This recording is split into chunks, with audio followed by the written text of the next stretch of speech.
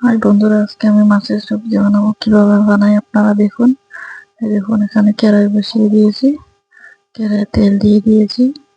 তেলটা গরম হয়ে আসলে মাছগুলো ভেজে নেব। এখন মাছগুলো ভেজে নিয়েছি একটা একটা করে।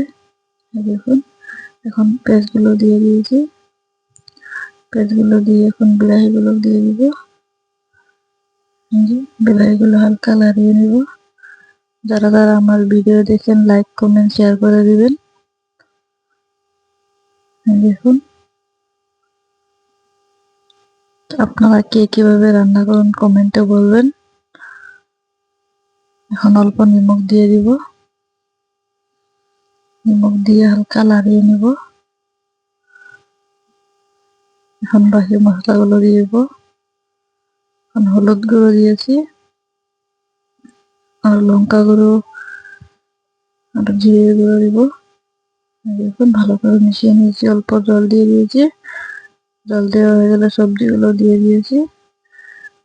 সবজিগুলো কষানো হয়ে গেছে, এখন জল দিয়ে দিয়েছি আরেকবার।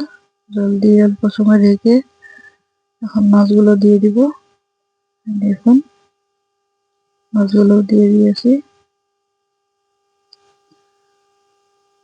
যে মাছগুলো দিয়ে হয়ে গেছে, এখন ধনিয়া পাতা কুচি দিয়ে দিয়েছি। এখন অল্প নাড়িয়ে নিব। দেখুন, এখন অল্প সময় ঢেকে দেব।